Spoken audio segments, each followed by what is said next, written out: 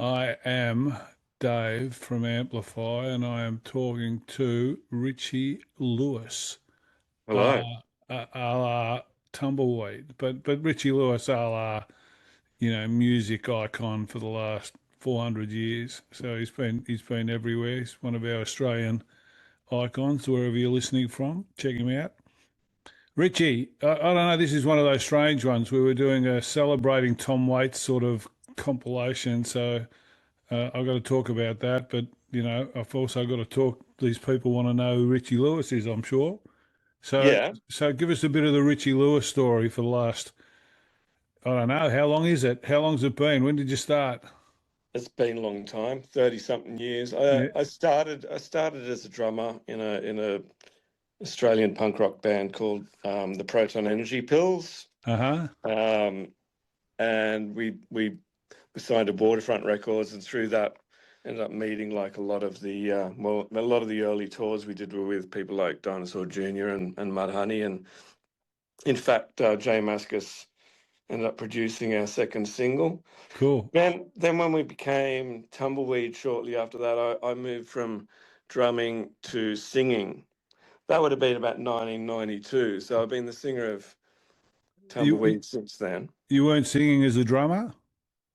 Oh, I was a big show pony as a drummer. I was making too much of a, yeah, I was making a show out of everything and, speaking up too much. And I think What drummer eventually isn't? What yeah, drummer isn't? they said, oh, you're just dying to get out the front, aren't you? I went, well, to be honest, yeah, I am. So that's how I ended up out there. But yeah, I've been in Tumbleweed now for like 30 odd years. Through the 90s, we had our moment in the sun, I suppose, and got to do a lot of those big day outs in the early days, like with bands like the Ramones, and we toured overseas and signed to Atlantic Records in New York for a while. So we lived a bit of an adventure doing that full time for about 15 years. Then we had a hiatus period for about 10 years and came back and put out another album, and we've been playing sort of like ever since, but sort of balancing that with our lives, because obviously our Yeah. lives changed over those years. The last couple of years I've been exploring, I suppose, doing a lot more solo stuff in a range of guises. Like I've got a band together, and I made an album in 24 called Strays. So I've been touring that around with a band. That has changed. They're like a band of strays as well. Um, and as well as doing sort of duo shows with Ben Nightingale, a couple of solo shows here and there just on my own, and really enjoying that. Really enjoying, I suppose, getting to the point in my musical career of still probably learning more now than I ever had, just sort of trying different things. Anyway, in along that process of taking on new things to do and learn more about music, last year I was invited to be a part of the Neil Young celebration. Which is cool. Which was great. It was We awesome. enjoyed that. We did enjoy that. Loved that myself and learned a lot about performance, about sort of like, yeah, working with different people. But through that, it all went really well, and they invited me to come back this year and be a part of the Tom Waits Which is celebration, which which leads us to now. which is great. I always think consciously. I'm an old dog. I'm 68. I always think consciously. You sort of move through your conditioned life, and you keep on, like you were saying, learning more. I'm probably thinking that's more present. You're more present to other things, so you see more when you're not as focused on this pursuit for things. Early on you're pursuing something, some grand plan or some money or some this or some that. And as you get more and more down the line, I always find that you just decide to become more adventurous rather than outcome driven. So you're rather doing collaborations and your own solo stuff and maybe helping someone else start and all this sort of stuff. Yeah. So that's what I like. And so from a fan point of view, we see you do these different things, and they have a bit of a different passion to what you did 20 years ago. So it's an interesting, just as enjoyable, maybe more enjoyable in some way, connection to who you are and Mm. what you're about, which is cool. How would you Yeah, yeah, describe your yeah. sound? How would you describe your sound, and how's it changed over that 30 years? what the sound I've got now. What you predominantly create, from the old days with With Tumbleweed being Tumbleweed. more, yeah. Well, And it's vastly different. I think at the moment the sound is really good. It's kind of like, what could I liken it to? Closing credits of like Twin Peaks, or like yep, yep, a band that you'd expect to see there. So I do like a clean guitar with sort of not too much grit in it these days, but something with a bit of tremolo and some reverb. But then again, I'm sort of like into just exploring. I've always been a fan of letting the song dictate the treatment or the sound or the vibe. Like, so, yeah, a lot of the songs all the songs I write are written on acoustic guitar at home, right? Just sitting on the bed or whatever, and not much thought about how that is going to be sort of like played live until I take it to the band, yep, or yep, and then it sort of does depend on who I've got assembled with me. Like on the weekend, we did the Cronulla Jazz and Blues Festival, and I was lucky enough to have like a pretty big band with a organ keyboard player who also played piano and real tasteful, and a pedal steel player, and there were certain songs that when I was in the recording studio lent themselves to go down that direction. So when I do them live, it's nice to bring in extra musicians for special things like that. Obviously, I'm not going to do it every show, no. but and sort of like realize them. So there's a little bit of that of you bring in the sound to suit. Yeah, it's always driven by the vibe of the song, I think, either when I'm playing it with the band or when I'm putting it down in a recording. Is So that so well, you don't look like someone who suffers fools. You look like someone who knows what he's after and wants to get what he's after. Is that fair, or is it more you're pretty placid and just allow everything to occur? We'll move off this in a second, go on to this is a celebrating, but this is a good question, and I think um, I'm just as good as suffering fools as the next person, okay, really. fair enough, fair enough. But I do have a limit, and I'm a big fan of the concept that in a collective of people there are nuances and stylistic sort of beauty that they bring to it that I don't have, right? And Yep, so in order to get the best collective result out of that, there's a fair bit amount of freedom that I afford in the recording or whatever, and in the live performance, to allow them to be themselves and do their best and bring yep, yep, their best thing forward. yeah. And when you do that, it it's it It's just gold. raises up Yeah, another yeah, level, yeah, a yeah. level that I couldn't personally sort of No, I like get that. imagine in many Yeah, ways. yeah. But and that's the perfect scenario, and that happens a lot with the people I've got assembled at the moment. But yeah, if it's not going well and that isn't happening, you've got to put the brakes on You straight got away. to you got to get into it. This just before we move on, you're going to come out with a solo drummer album, singing with, playing some drums. I'd look forward to that. Anyhow, I'll just leave you with that. You can think about that for a while. All right. Now, with celebrating Tom Waits, did Tom Waits have much of an influence in your musical career, or is it something you've sort of come to as a result of this show? Oh no, it's I mean, Tom's had an effect on all of us, but I mean, in terms yeah. of, Um, I, actually, I was a late discoverer of Tom Waits, so like probably in 93, 94. Whenever he put out Bone Machine. yep, So yeah, Bone Machine and I think Mule Variations. Both of those records were sort of like pretty special to me through the 90s. yep, Um, I'd always sort of appreciated his individuality and his idiosyncratic sort of yep, character yep, style, yep, and his words.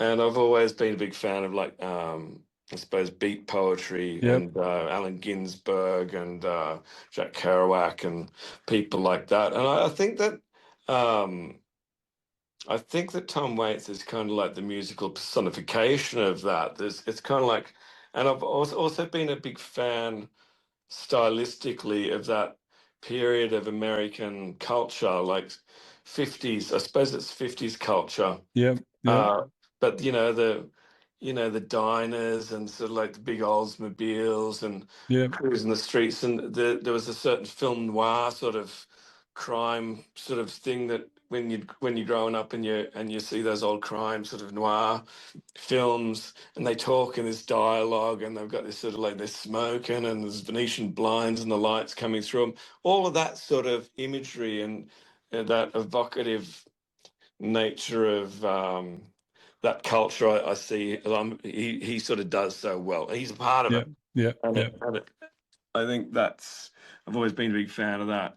Now going through getting ready for this show, it's been really wonderful just to sort of like delve a little bit deeper into his musical journey, because I mean, a lot of the songs that I'm doing are off the first and second album, and it was when he was pretty much doing like this broken Americana. It's like very sort of like it's before he sort of discovered that Tom Waits voice that we all know Yep. Yep. now. Yep. Yep. And a lot of it really sort of like sparse piano or just an acoustic guitar plucking. And that's been awesome, discovering that sort of that side to his songwriting, which really sort of like he had the nous from the very first record. Yep. I Yep. mean, Yep. like all 55 was the song covered by the Eagles, which has probably made him the most money out, like out of Yeah. Yeah. out The of lot. royalties over the Yep. years. Yep. And that was like first album. So yeah, it's been a wonderful journey, even though I always did know him and appreciate him and liked a few records. This has been a wonderful Yeah. experience, just It, sort of getting deep into it. he had a massive impact, considering he was such a private character. He never liked to do interviews or talk about himself or anything like that. And to think of the impact that you have when you're sort of just doing your thing, people really felt the music. What about you, Dave and Pete? You're probably mates with them over the years, or Yeah, well, I've been playing with Pete for years, like since one of the first recordings Tumbleweed did was with Crow. We used to play with them all the yep, time back in the early days. yep. Um, And Dave's and made so many albums. and I love Dave. It's always Yeah. great catching up with Dave. Now Hugo, I'm a fan, but I've never met him, so I'm looking forward to getting to know Hugo. Yeah. Do you rehearse, or is it you all get your own sort of parts and come together for the performance? What happens is we all get designated our tunes pretty early on, like I've had them since the beginning of the year. And you work out that stuff. I had my first rehearsal with a few of the musos last weekend, and then now we go into full rehearsal as a band. Well, it's going to be awesome, man. And I think how do you see it? Is it different? Or similar to the with the last one? The last one. What's his name? You just spoke But about the before. Neil Young one, Yeah, the Neil that Young. was a Is it a that was sim? a, that was a wonderful tour as far as sort of like working with the band. The band are amazing and they're great blokes, Yeah, and Steph the girl, and girls. Um, but and I think predominantly this band is probably 70% of that band. yeah, So it'll be great to see them and play with them. Um, I think as far as musically goes, there's a bit more theatre with Tom. yeah, There's more yeah, theatre. yeah, And so I think there's a little bit more of a requirement of the four singers to actually also, I think with you know, that big bad wolf voice. Yep. There's a there's a challenge, but it's not so much a challenge. I think all the singers have to bring 100% of themselves to it, Absolutely. but at the same time try and come from the same that same spring that Tom was coming from. So Yeah. you Yeah. don't, and I think some of that, and because he was a theatrical guy, you know, He like was. he had a couple of tricks up his sleeve, and he's you know, he's in movies, he knows how to act, right? Yep. So when he comes out on the stage, he's got this. He doesn't. The little subtleties can be really sort of dramatic. Like, you know, he'll sprinkle glitter, or he'll stomp his foot, or Yep. he'll Yep. Yep. lurch in a strange Yep. way. Yep. And I think, yeah, getting some of that theatre is important for us. Yeah, but I think that the theatre comes down to just really getting into the song and being visual about it as well. Yep. Yep. Yeah, I think Does he, does, whereas Neil is a bit more sing song and a yep. bit, Yep. Yep. Yep. Yep. yeah. Yep. Does he have any input, No, Tom? no, wish he did. No, he's not Maybe. going to. He's not going to turn up on one of the nights and come backstage and Well, kiss everyone on the cheek. wouldn't that be nice? Wouldn't that be nice, eh? That would be the perfect sort of like you know, justification of doing it. I think that you know, I've been like hashtagging or whatever, or adding his thing on every post that I've put up. So either him or his team that deals with his socials would be sort of like You seeing know, it. have a Kennedy Centre finish like Aretha Franklin or something or other, where they drag their fur coat out and bellow out, and everyone goes crazy. That'd be Right, yeah, that'd be pretty cool. Pretty cool. cool. Just before we finish with some of those shit questions that artists hate answering that everyone likes to hear, all those straightforward sort of stupid things. What music have you got coming out personally? You spoke about an album that you've got out that's a solo. Yeah. Are you still punching killer weed, or is that you got new music? Any new music on the drawing board? Yeah, well, they've been working on stuff. I'm working on the sequel to my solo record, so part two of that, Yeah, which I expect to record before the end of the year. I finished a record with Arctic Lake, who there's like a collaborative band that include members of well, it's got Zia McCabe from the Dandy Warhols and yep, yep. Ricky Mamie from Brian Jonestown Massacre, and a Okay, bunch of others. That record's done, so I'm waiting to find out what's going on with that. we'll keep an eye out. And Yeah. what about apart from celebrating, any events coming up that you want to name before we Oh, well, finish it? Tumbleweed will be going on tour and doing the Spider Bait Ivy and the Big Apples Oh, of 30 course, year anniversary. of That's course. in July and August. Yeah, that's big. Yeah, there's a bunch. I've got so much great stuff to look forward to at the moment. And Do you find the stamina still there? well, No, yeah, no yeah. answer. No answer. Pass. No, it takes a while. You know, that's the thing. I suppose that especially doing the solo stuff or doing like this stuff, I imagine it's not going to be too bad. But the tumbleweed stuff's really physical. Yeah, I And know. so if I do a weekend of tumbleweed, it'll take me like, you know, a few days And to the get over. fans expect it.